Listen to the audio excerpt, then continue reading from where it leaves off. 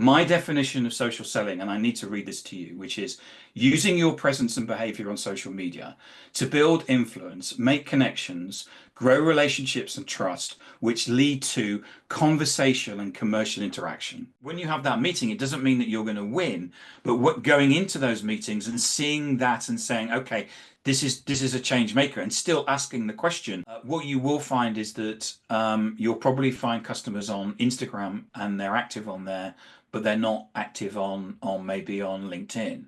So what we're teaching people is about how to be social. So if we go and we run, and what we do is we teach people how to run the meetings, and we teach the person. We don't go to the meeting to pitch.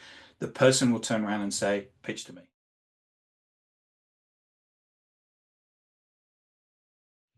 Hello team, welcome to the ET Project podcast. Today we're diving into the exciting and transformative topic, are you a social selling change maker? Social selling, as you all will be aware, it's evolved rapidly. It's reshaping the way business connects with the market and drives sales. It's not just about leveraging social media platforms either. It's about really building authentic relationships in communities, establishing your authority and influencing buyers in very meaningful ways. And our episode today, thanks largely to our guest, by the way, is going to be brimming with insights that you won't want to miss a moment of. So sit back, get your pads ready.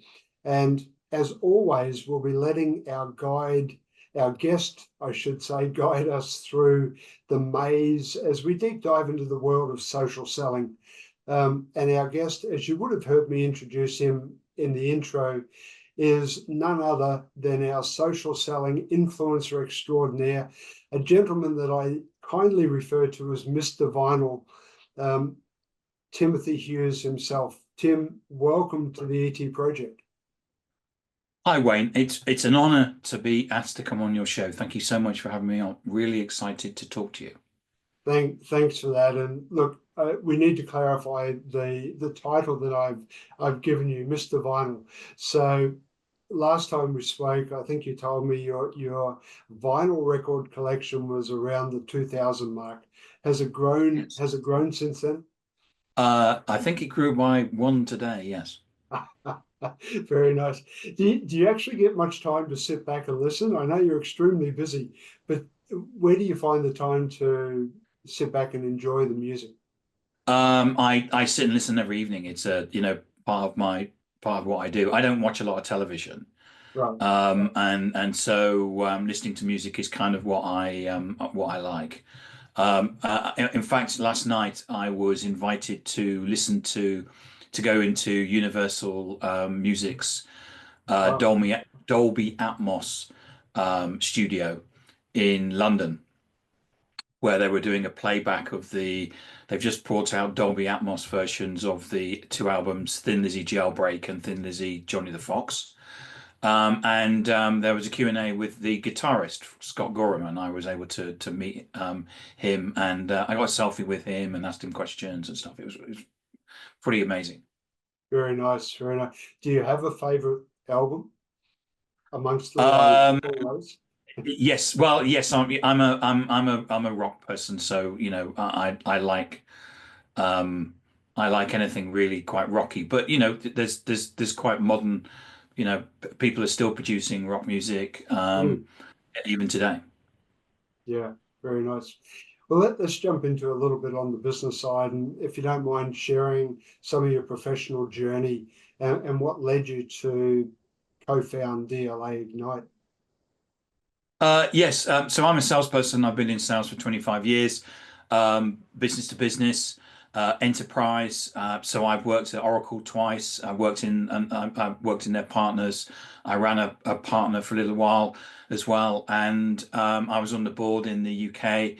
And it would have been probably around about 2013 or 2012 or something. I started getting bored with that, and I decided I wanted to do something else, and I didn't know what. And I started getting involved in social media, and the two things kind of clicked really. I then basically got my first book deal back in 2015. And I produced the first book on social selling, which is this with the white cover, Social Selling Techniques to Influence Buyers and Changemakers. And it was the first book published on social selling. I did that with a co-author, and we were battling away, making sure that we were the first. Right, right. Very nice. We're going to go deeper into that book, well, the second edition of Yep. that book, which I think was about November 22. Yeah, so we brought, I did a second edition. It was just myself that did that Right. in November 2022. Yeah.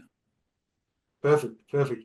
So, I mean, back to the business itself. So, I like the question about what's unique about any business, but what is it that the business does, and what's the value it brings to the market? So we're I guess, an agency that focus purely on social media, strategic Okay. social media, and helping organizations. And what we do is that we empower people to use social. So Mm, we train people, and we focus, as I say, mainly around social and social selling. So even though we deal with sales, we're not interested in doing compensation or territory planning or anything like that. We just mm, focus on social, and we're the only company in the world that does it. Um, but actually, wider than that, because social can actually impact far more areas than just sales. I know we're talking about sales today, but it can yeah. impact HR. So, we know that your employees are on social, your future employees are on social, your Mm, prospects are on social, your customers are on social, your investors are on social, your future investors are on social. It can actually impact the whole of the business. And so what we do is that we transform organizations using strategic social media. And again, we're the only company in the world that can do this. Yeah, it's really interesting doing the research around the company and yourself. There's a lot of things I never realized where the social has infiltrated to the extent that it has. As a thought leader in social selling, I mean, you're one of the leaders worldwide in understanding the application, understanding the impact it can have.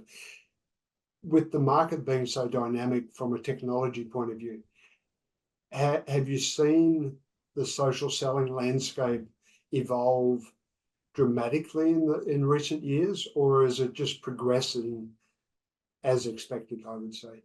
Well, it's progressing as my business partner is called Adam Gray.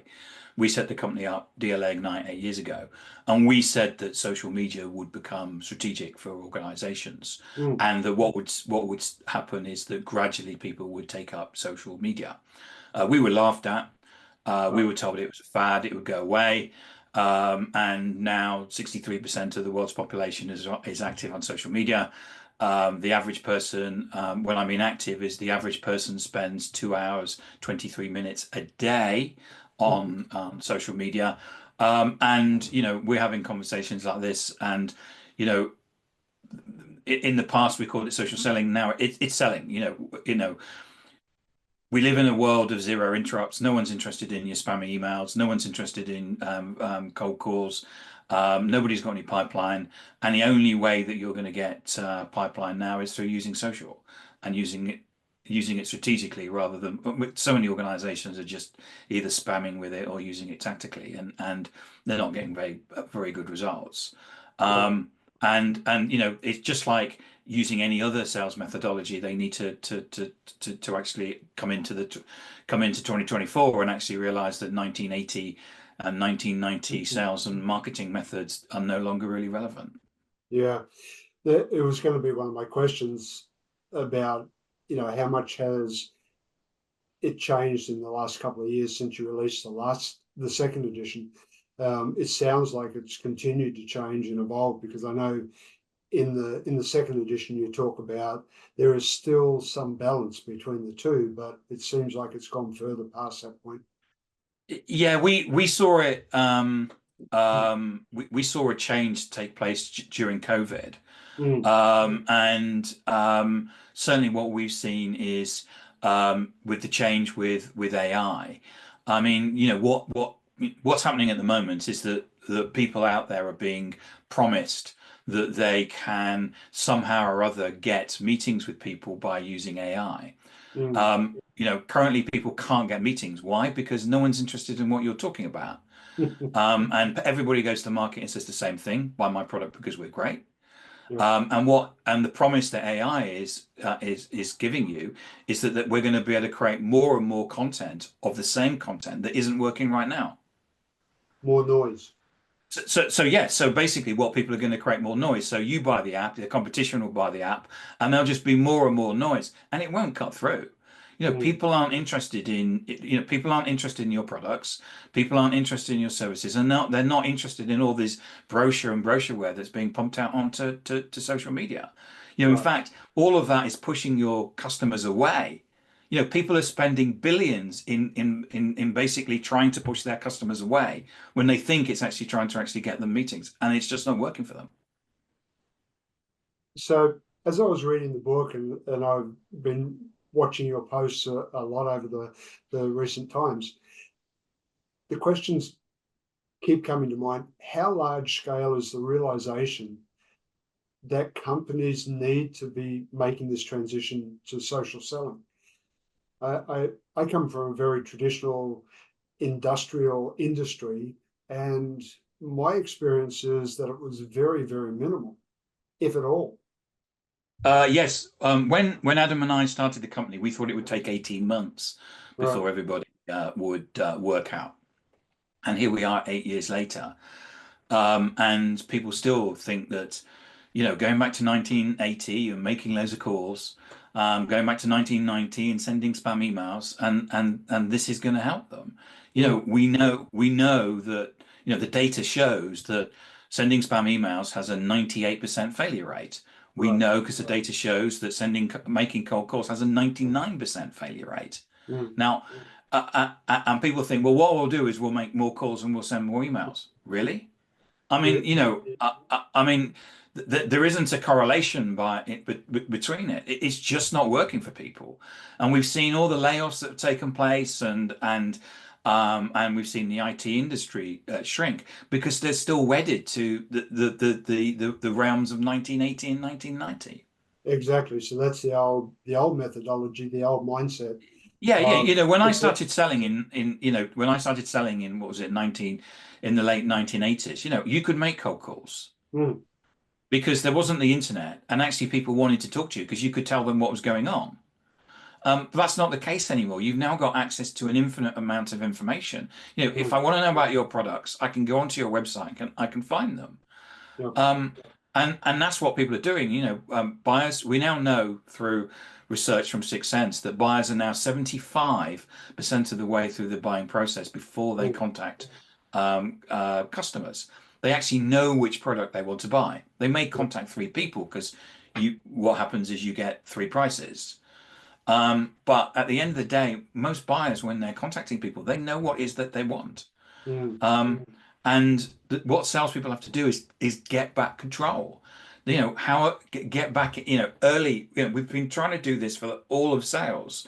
Certainly the time that I've been in sales, get back early into the sales cycle, yes. take control, um, influence early, and do all of those things. And they're just not doing it. So the concept of the buyer's cycle and trying to get in at the latent pain stage Hmm. or thereabouts, it's pretty much dead now. So you feel that we've reached that tipping point where social selling and the whole social environment has really started to educate the buyer to that point where if you're not doing it through the social and you're building those communities, you're really missing the mark. Yes, and and this is not. There's a lot of people that will come on your show and talk about their opinion. What Mm, I'm doing is I'm using data to back that up. So we've been mm, running a benchmark now for the last. So in September, it's September 2024 when we're recording this. It's 20 months old, where we okay, measure our customers. So the average person using our social selling methodology, SDR, who's using it, is getting 2 meetings with our ICP a day. right. The top ones are getting 25 a week. You cannot get that level of response from cold calling or sending spam emails. Now, um, this is, as I say, this is data. We're not using spam. We're not using any automation. We're not using any expensive sales technology or anything like that. This is purely by teaching people how to use social media strategically, how to understand the psychology of the modern buyer, and how to go through a process which they follow every day. And that's the sort of results that they can get. You cannot get that anywhere else. So cold calling, of course, is one of the more popular traditional methods. What about things like going to networking events? How does that compare and stack up to the social selling side? I don't have any figures for that. Right. So I wouldn't be able to compare that. But I know that, I've seen somebody on LinkedIn basically going, Yahoo, I can get 10 meetings, 10 meetings a month by using cold calling. Wow, I Mm, can get 10 meetings a week using social selling. Like, why would you do something that got you a least result? mm, Why would you want your company to do worse? Why would you want less profitability? Why would you want your company to be overtaken by your competition? It doesn't mm, make it's not logical. Why would you do something that doesn't actually help your business? Why would you do something that makes you stand out to your customers as if you're an annoying little spammer? Why mm. would you do it? It doesn't make sense. Right. So, so, Yeah. so, this is about this. It's 2024. Why are we justifying 1980 technology in a 2024 podcast? It doesn't make sense. Why would No, you go out and piss people off? It doesn't. you're Now, you're what I o- want to you're do, opening. what I need to do, Wayne, is a lot of people think that social selling is basically sending spam messages over social. It's not. Right. Sending spam messages over social is sending spam messages. It's not social selling. My definition of social selling, and I need to read this to you, which is using your presence and behavior on social media to build influence, make connections, grow relationships and trust, which lead to conversation and commercial interaction. Now, I will get some people saying to me, yeah, but I can pick up the phone and get hold of people really quickly. Yeah, and I can get 2 meetings a day using this social selling methodology. Mm. So it's like, what do you want? Do you want the 2 meetings a day, or do you want to fail your business? It's really down to the choice that you want to make. Right. Now, of course, there's some nuances that probably are influencing the way people are reacting. One being that we have still a presence of 20th century leadership in the 21st century. So therefore, we had that mindset. The other is a lot of the leaders will be looking at it and saying, do I really want my sales team playing on social media the whole time? And, how am I going to, what's the metrics that I need to use? There's so many different questions, and I'm sure we'll jump into all of that. We're already deep into the conversation, by the way, listeners. In the book itself, the book's called Social Selling Techniques to Influence Buyers and Changemakers. I want to start, Tim, before perfect. Second edition came out November 2022. I want to start with defining the term change maker in this context of social media, social selling. Yep. Um, I think it's an important distinction, and if you don't mind, if you could just sort of talk us through what that is, and what are we talking about there?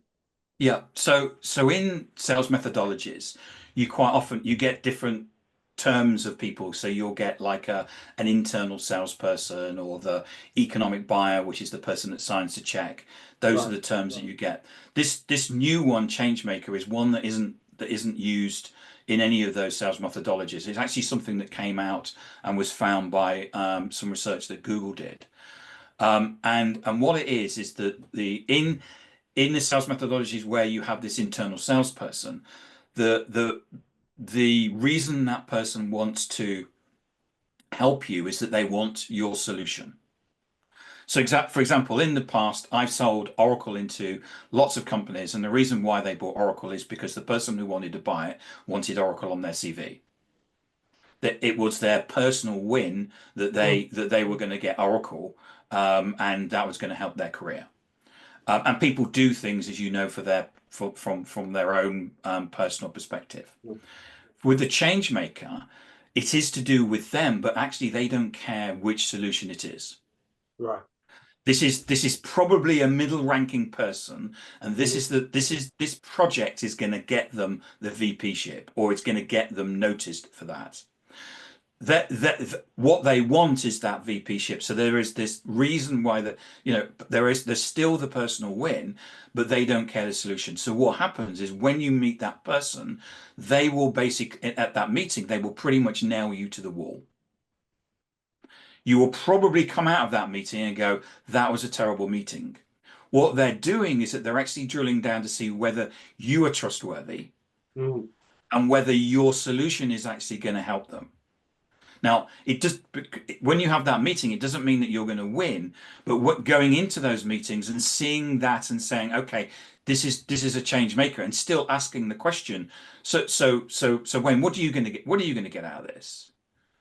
Right. How can we work on this together? But that's a change maker, and it's very different. And what we're seeing is that there's companies like Microsoft recognize that there is this person, and what they're doing is that they're being very, very clever at the way this is what I'm talking about in terms of strategic. They Mm. actually are looking for that individual. They're actually finding that individual and actually then providing that person with content, because what they want is then that person to take that into their organization and spread it around. This is what I talk about when we need to be strategic in selling, not just I'm going to make 100 comments on LinkedIn and stuff like that, which is just a tactic. Right. Right. I saw a statistic somewhere recently. I think it was on, I'm not sure now, maybe LinkedIn.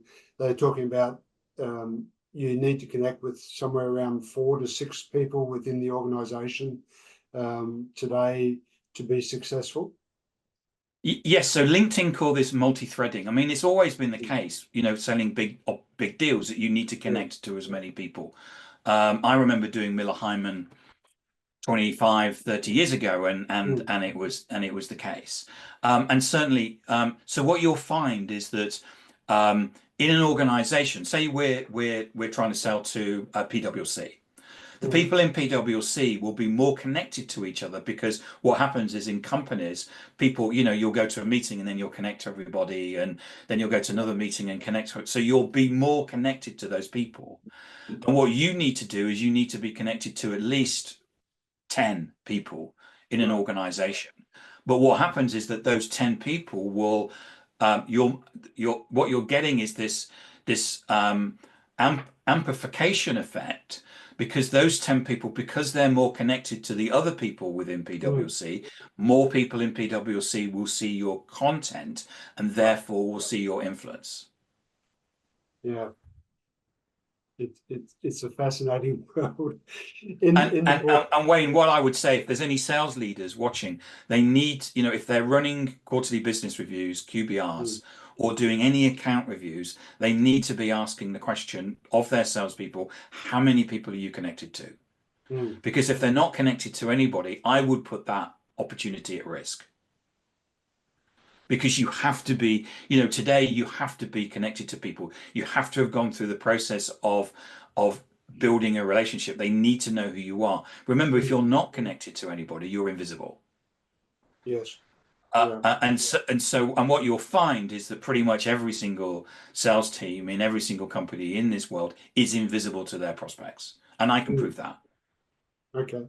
Well, that's an interesting starting point. I mean, in the book, you speak predominantly about the business platforms for social selling, and two in particular, Twitter and LinkedIn. Since the release of that, has that changed? Are they still the two prominent uh, platforms for business? In business, I think yes, it's the case. Right. LinkedIn, most definitely. What you will find is that you'll probably find customers on Instagram and they're active on there, but they're not active maybe on LinkedIn. So Mm. what we're teaching people is about how to be social We're not LinkedIn trainers. We do use LinkedIn, but we're not teaching people that there's a particular button on the top right hand corner of this screen. This is about how to use social. So the mm, skills that we teach you to use on LinkedIn, you can take to Instagram and say, I know my customer or my prospect is taking photos of their Labradors when they're out walking their dogs. right. I know how to contact that person without being spammy, and how I can actually get that person onto a call again without being spammy or being blocked. And Mm, that's the thing that you're trying to do. okay. Okay. So on that premise, I mean, the old approach of establishing your influence in the industry you're in and going out connecting through networking, cold calling, etc. The principle is still the same, but it's done in a different way through the social, and it's now more about building that community and nurturing the tribe, for want of a word, within that social context. Yes, but there's a kind of a bit before that, which is, Mm, I usually tell the story of, or say to people like, so I can pick you up tomorrow morning, and I can drive you to a place which mm, is full of your prospects. Would you like to go? And everyone goes, oh, yes, please. And I say, okay, well, I can pick you up tomorrow morning. All you've got to do is go up and talk to them. And they go, well, I can do that. It's like, okay, so you're not going to go in there and go, hey, I've got 30% off, or hey, here's my brochure. Because what will happen is that the security will basically be called and you'll be taken out. This is about having conversations. So what you'll find is that the people that are really good at this are the people that have grown up with networking, where you go to a place and you go, "Hi Wayne, how you doing? Where'd you come from? Oh, you're in mm, Shanghai. That's really interesting. So why did you move out there?" Da, da, da, da, yeah, da. Now, we one of the things that we do is that we teach when we go through the process of teaching people how to get meetings. What we always end up having to do is actually teach salespeople how to run that meeting, because what they do is that they always approach it and say, what CRM are you using? Which immediately they turn it into a sales conversation. yeah, yeah, When we run those meetings, I can assure you that I can get the prospect to turn around and say, in effect, can you pitch to me? Now, no other person is training people to go to run meetings to actually get the prospect to turn around and say, I please pitch to me. mm, Because what we're doing, if we go to a networking event, I'll go, well, oh, Wayne, what did you do? And then, well, what do you do? And then at some point you'll go to me, so Tim, what do you do? Because it's the process of reciprocity. So if yes, we go and we run, and what we do is we teach people how to run the meetings, and we teach the person. We don't go to the meeting to pitch. The person will turn around and say, pitch to me. They don't say it like that. They say, so Wayne, what do you do? And yeah, at that point, you've got the opportunity to pitch. It's just using basic psychology. But what mm, we're doing is that we're showing people how to get the conversations on social media, not spamming people. Because if you just send brochures and shit, people will just block you. How to get a conversation, and you can get LinkedIn will allow you to send 200 connection requests a week. That's 200 conversations that you can have. You can't get 200 conversations a week with cold calls, and you can do it in an hour. I can bang out 200 connection requests. We teach people how to bang out 200 connection requests. That's 200 conversations in an hour you can get. And we show you how to get those conversations, and then when you actually get the conversations, we usually find at the point they start failing in the meetings, and we've now actually built a process mm. and a training course to show how we can get the client to turn around and say, so tell me, what do you do? Is there a gestation period that's different to the old approach? So if we connect with somebody on social, how long should we be in that communication stage before we then start to look at the business side? If you come across as being desperate, Mm, then people will smell that you're a salesperson, and they'll work out what's happening. mm, And so the classic thing which we were always told to do in sales, which was the alternative close, which is, shall we meet next Tuesday or next Thursday? Don't do right, that, right, because it's just so obvious that you're a salesperson, and yeah, immediately you'll find you'll just get blanked. So yeah, what you need to do is you need to forget. What you need to do is you need to forget all that stuff, and actually learn how to start having conversations with people and talking to people. So, for example, I'm presenting to a company next week. Just give you an idea. So I'm presenting to them. That the salesperson who's sponsoring me looked at my LinkedIn profile. Everybody who looks at your LinkedIn profile is an opportunity for you to have a conversation. Yes. And don't go back and say, thanks for looking at my profile, here's a brochure. What you do is you start a conversation, and that conversation has allowed me to stand in front. I got a meeting with their SDR leader, and they're paying me to basically speak in front of their SDRs off the back of someone looking at my profile. And the other example is she used to play the bassoon, and she was at the Royal College of Music, which is the top music college in London.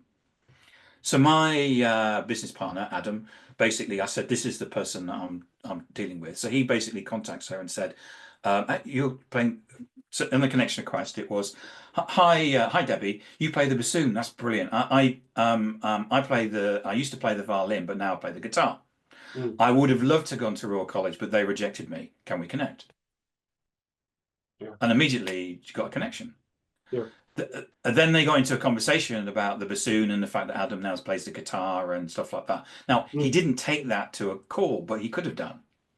Because at that call, you would have said, there's nothing about the product. There's nothing about when you're going to buy. There's nothing about what we're doing is that we're having a conversation with people. And what we're doing is that when in that situation, people actually want to talk to you. Which is one of the spin-offs that we found when we were talking to SDRs was that what they started saying is that we hate sales. It's horrible. I'm thinking of leaving. I think it's the worst job. I don't know why I ever came. We said, try this. So they tried it and they said, we love it. We can't wait till Monday to get up because people want to talk to us. So we said, what about the burnout? No, we don't have any burnout because now we're getting meetings.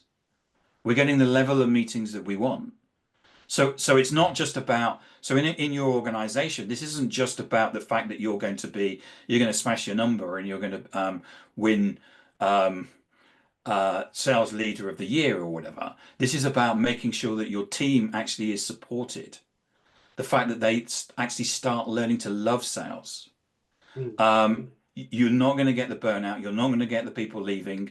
You're not going to get this constant churn of SDRs. People are going to want to stay.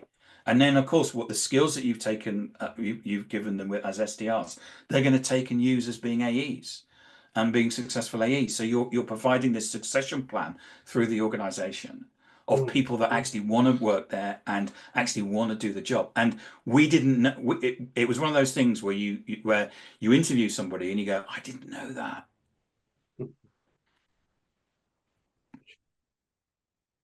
You're talking about structure now of organizations, and I was wondering to myself, I can imagine a startup looking extremely different today than what they did back in the 80s and 90s.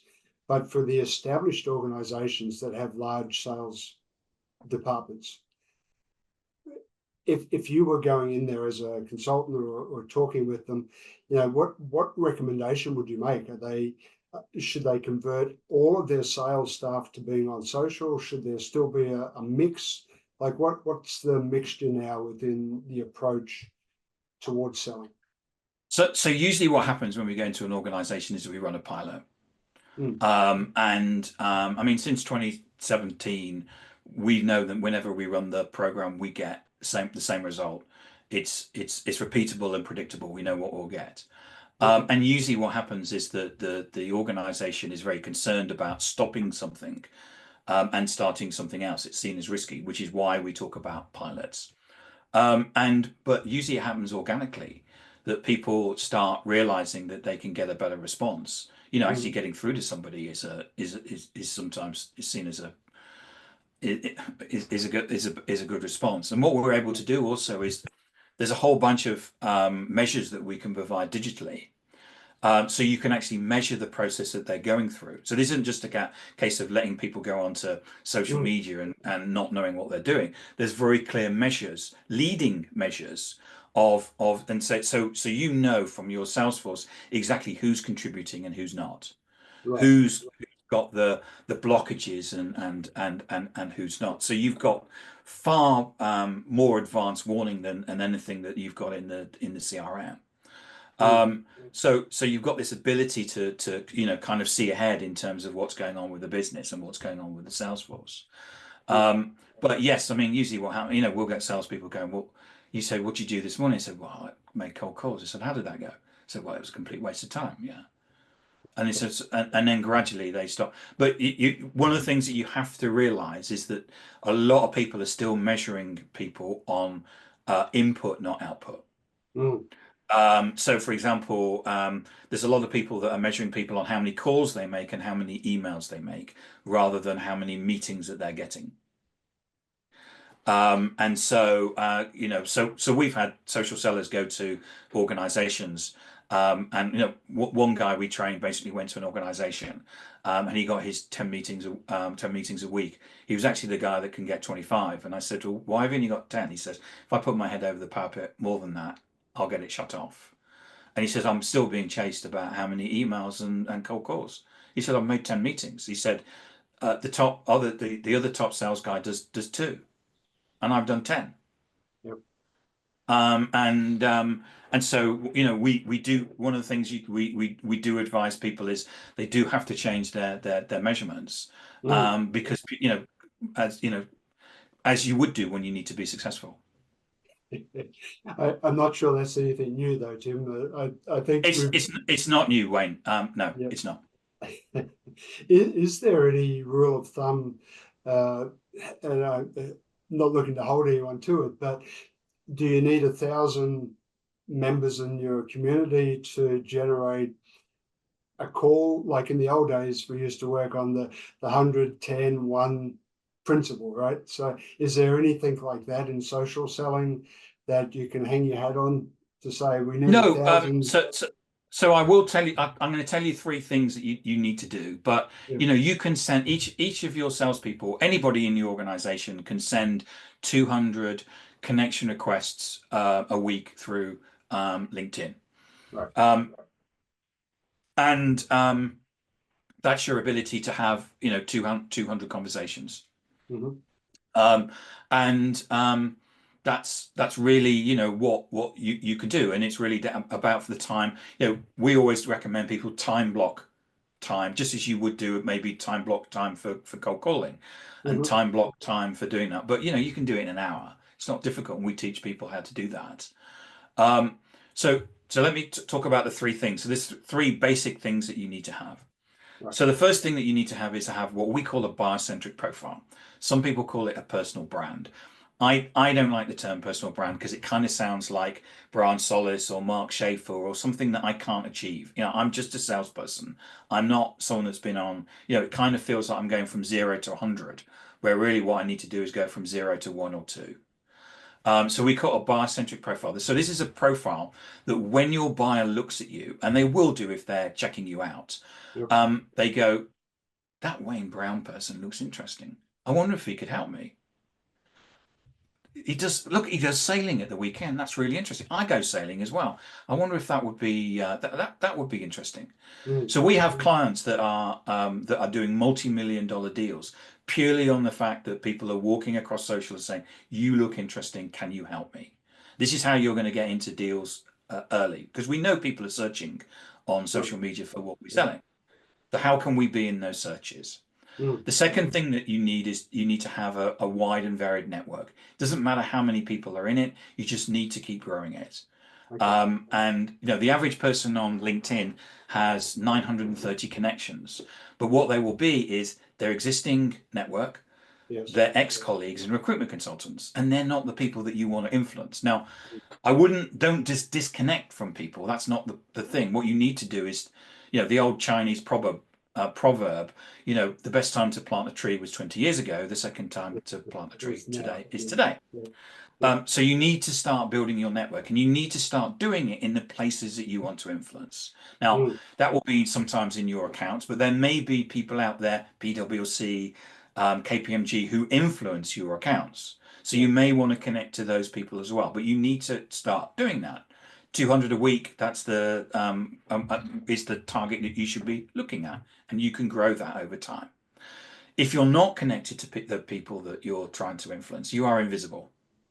So you're in this situation that as soon as you connect to these people, you're able to have a conversation, and then you're going to be front of mind.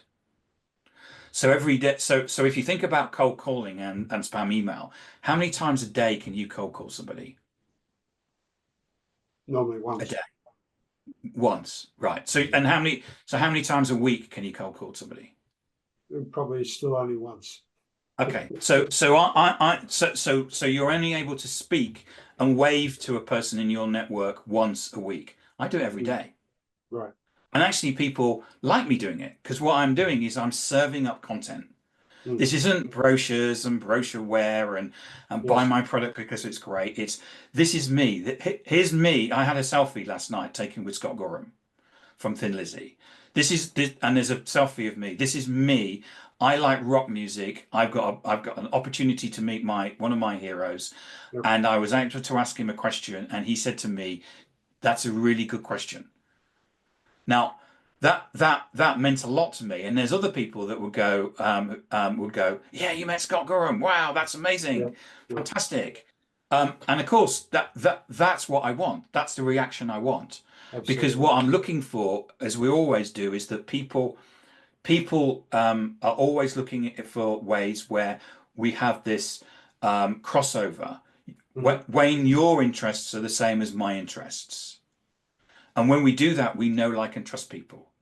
So what happens is that people start saying, "Oh, look, there's one of Tim's posts. Oh, he's really interesting. Oh, yeah, there's another one of Tim's. Oh, yeah. Oh, what's that about? Oh, social selling. Oh, that's interesting." And what we're doing is that we're bringing people in. So when we talk about network, yes, bringing people in terms of community, but it's a strategic approach that I've actually got a profile that people think is interesting. I've built a network of people that I actually want to harvest and influence, and then I'm using content as a way of people going, "Tim Hughes is interesting." When we have social selling, we're going to get Tim Hughes in. Oh, look, he's just posted a podcast with Wayne Brown. Oh, I know Wayne. Wayne's really good. So if Wayne knows Tim, that's fantastic. So what you're doing is that you're working strategically, gradually pulling people into your circle of influence, where the only choice is you. And you're the person that's basically controlling what's going on and controlling the message and the influence in that group. And that's what you need to be doing. Yeah, I love that actually. There's a number of different tools and platforms and templates, and there's one on LinkedIn called SSI, Social Selling Index, I think. Yeah. Is this useful? If I'm a leader and I've got a sales team, is this something I should be looking at as the leader to monitor how the salespeople are performing? Is that how we use that?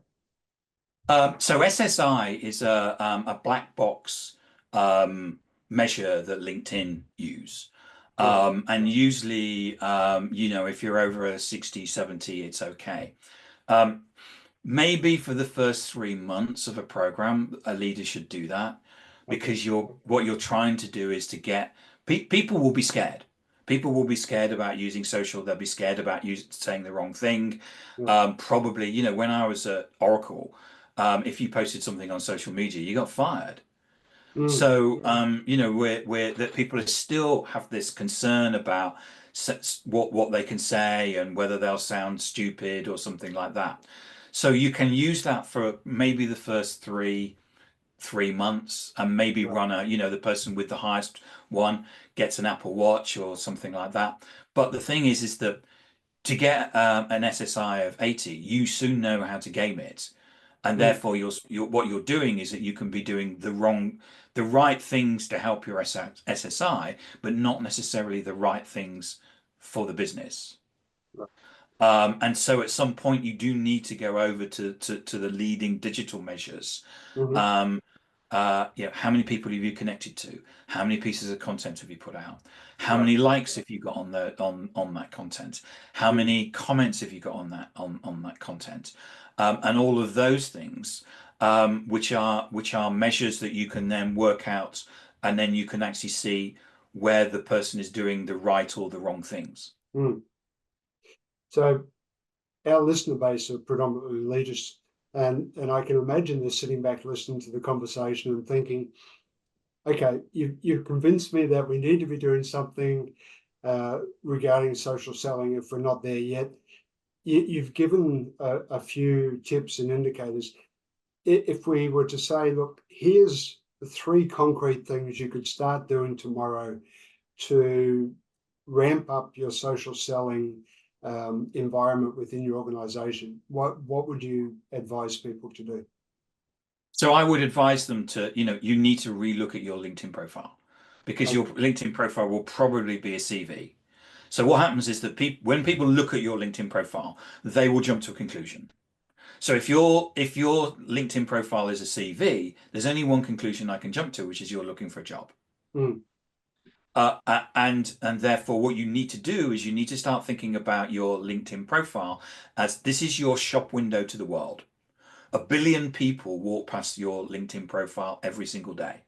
Right. What do you want them to do? Do you want them to scroll past? A lot of people will say things like, I'm a results orientated, heavy hitting. Yes. It's meaningless, and it doesn't bring me. This is your website. It works 365 days a year. Mm. This is your website that when you're asleep, people should be going, that Wayne Brown looks interesting. Mm. Why is he in Shanghai? Why is he running that podcast? You get some good guests on there.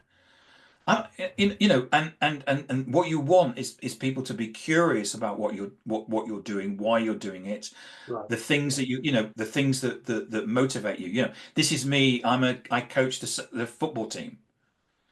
Oh yeah, I was a coach when my kids were younger, and da da da da. Because what we're doing is that you're looking at ways for people to say, I have something in common with you. Yep. Yep. And people have to connect. Now, this leadership often will say, yeah, well, it's down to the salespeople to connect. Leadership connecting to leadership people is Mm. strategically important for any organization. We've always said that there needs to be, as a salespeople, the salespeople will deal with a certain part of the business, and then what they'll do is they'll bring the leaders in later on. This is a similar sort of thing. You know, the leaders need to be connecting to the CEOs and whatever the CFOs or whatever the C-suite are of the company. Yes. Those people are particularly snobby at who they connect to. So you have to be very careful about, and there's a particular trick that you can do to make sure that you can connect to them. Mm. But what we need to be doing as a business. So one of the things that we taught Anaplan was that they were doing ABM. So what we did, we got the marketing people to connect to marketing people in their target accounts, the Mm. finance people to connect to the finance people in their target accounts, Right. the sales people to connect to the finance people because they target and what they were doing was across the whole of the organization, they were connecting. So HR connected to HR. So what you're doing strategically is that you're in effect surrounding the organization, that you again are the only choice. Mm. And you're using that strategically across, and so you're teaching everybody to do that and the reason why they need to do that.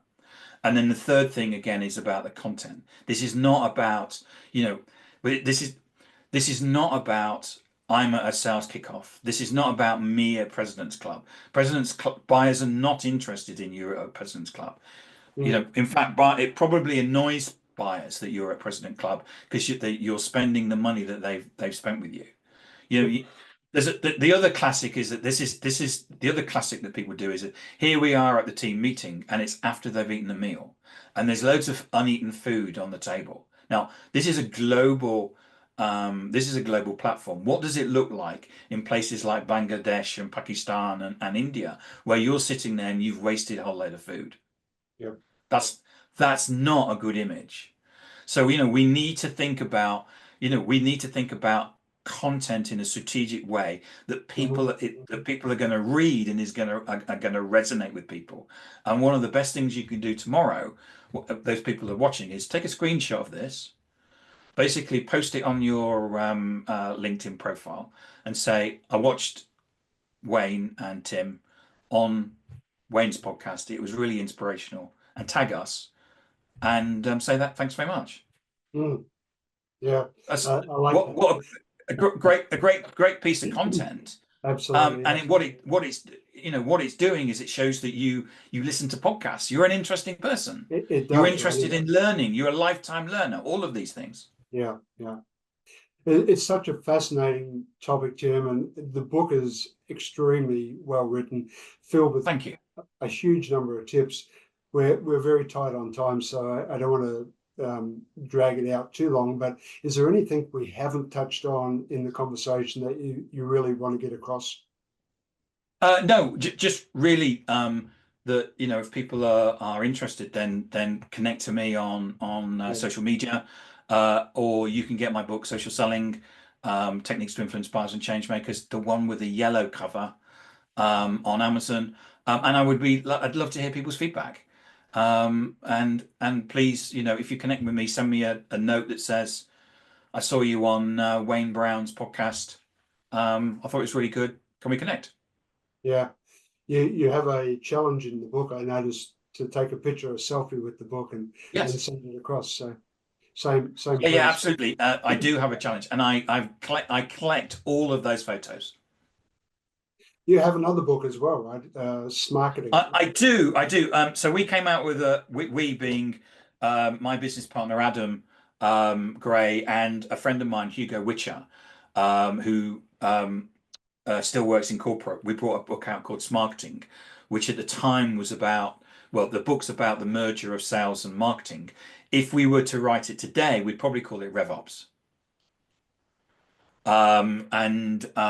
So yeah, it's about, and we use a particular case study of a company which I can't tell you who it is, though Hugo works at Oracle, about how they merged their sales and marketing, what went Right. wrong, what went right, the measures they used, etc. So yeah, it's a good comprehensive book. I truly wish we had hours that we could talk more on, because there's so much we haven't covered. Oh, we could go on for hours, Wayne. We could go on forever, but Timothy Hughes, thank you so much for being a guest on the ET Project. Wonderful to connect. I'm a follower now. We're connected, so I'm one of your 35,000 in your tribe. Thank you. All the best for the future, and I look forward to staying in contact. Thanks, Wayne. Really appreciate it. It's been a good chat. Thank you. So what are you waiting for? Hit the subscribe button below and click on the bell icon so I can pop up in your feed occasionally with a great tip for your ultimate growth.